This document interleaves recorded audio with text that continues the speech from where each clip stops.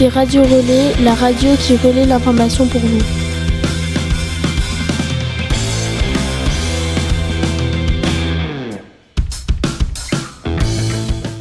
Bonjour et bienvenue dans le magazine de Radio Relais, la radio qui relaie l'information pour vous. Aujourd'hui, nous accueillons à tour de rôle Madame Nico, 3 étudiants de BTS et Lise Rebaud, dans le cadre d'un projet intergénérationnel sur le dérèglement climatique, initié par le département et déployé grâce à un partenariat entre le Collège Le Monteil et l'EHPAD L'Âge d'Or de Monistrol-sur-Loire. Madame Nico, bonjour et merci d'être avec nous. Bonjour et merci pour votre invitation. Alors Madame Nico, vous êtes chef du projet au département. En quoi consiste votre travail ? Bien, je gère le plan climat-air-énergie territorial. C'est la stratégie territoriale en matière de climat, d'air et d'énergie. Le département a la charge des collèges et à travers le projet qui nous occupe actuellement, nous souhaitons mettre en relation et confronter 2 générations, les collégiens et les personnes âgées, grâce à la réalisation de recueils de témoignages. Est-ce que ce seront les seules personnes interrogées ? Non, nous voulons aussi nous adresser aux générations intermédiaires, donc les parents et grands-parents des collégiens, qui seront invités à les questionner sur leur état de référence des écosystèmes observés lorsqu'ils avaient leur âge.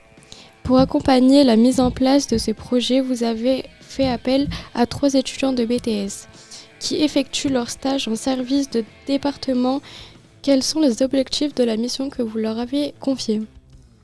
La sensibilisation au dérèglement climatique, la lutte contre l'amnésie écologique grâce à la transmission des connaissances d'une génération à une autre, le renforcement des liens et solidarité intergénérationnelle afin de lutter contre l'isolement des personnes âgées et de permettre un enrichissement mutuel à travers des réalisations et des activités communes, la confrontation des générations dans leur perception de l'environnement afin qu'ils prennent conscience de leur état de référence, et enfin de favoriser le passage à l'action des jeunes générations.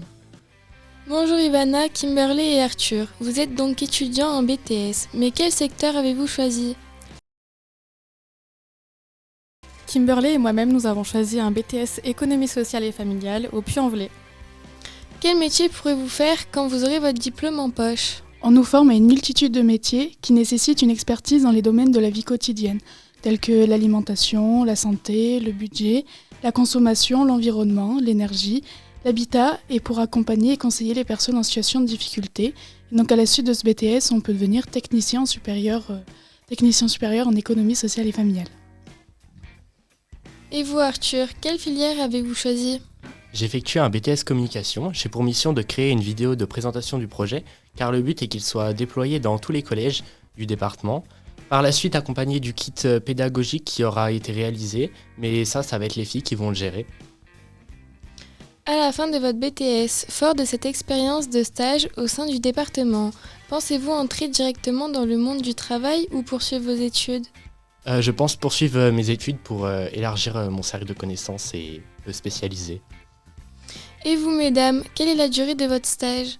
Notre stage débute le 19 mai et se termine fin juin, mais il y aura une restitution du projet début septembre. Nous avons hâte de voir le résultat. Bon stage à vous alors. Nous accueillons maintenant Lise Rebaud, animatrice à l'EHPAD de Monistrol. Bonjour Lise. Bonjour Morgane et ravie de te revoir. Suite au stage que tu as effectué chez nous sur ces dernières vacances, j'espère qu'il t'a plu. Oui, c'était une belle expérience, mais pas toujours facile quand on est au contact de résidents qui souffrent d'Alzheimer. J'imagine que ce n'est pas avec eux que nous allons mener le projet. D'ailleurs, combien de résidents participeront ? Alors oui, en effet, à l'EHPAD, nous avons un certain nombre de personnes qui présentent des troubles cognitifs, mais j'ai quand même réussi à rassembler une dizaine de résidents qui seront ravis de participer au projet. Qu'est-ce qui vous a donné envie de participer à ce projet ? Alors, ce qui m'a donné envie de participer à ce projet, c'est d'ouvrir l'établissement sur l'extérieur, valoriser les personnes accompagnées et leur permettre de parler de leur expérience. Quelles études faut-il suivre pour faire votre travail ? Alors, il y a plusieurs possibilités pour devenir animateur auprès des personnes âgées. On peut faire un bac pro animation. Il faut compter 3 ans après le collège, ce qui veut dire que dans 4 ans, on pourrait être collègue. Sinon, il y a une formation en alternance qui s'appelle le BPGEPS Animation sociale, éducative et ou culturelle, qui se fait en alternance sur une quinzaine de mois. Merci à tous pour votre présence et la présentation de ce projet original. Et merci à vous, chers auditeurs. À bientôt pour un prochain épisode de Radio Relais sur Cosmic FM et RCM, la radio qu'on aime.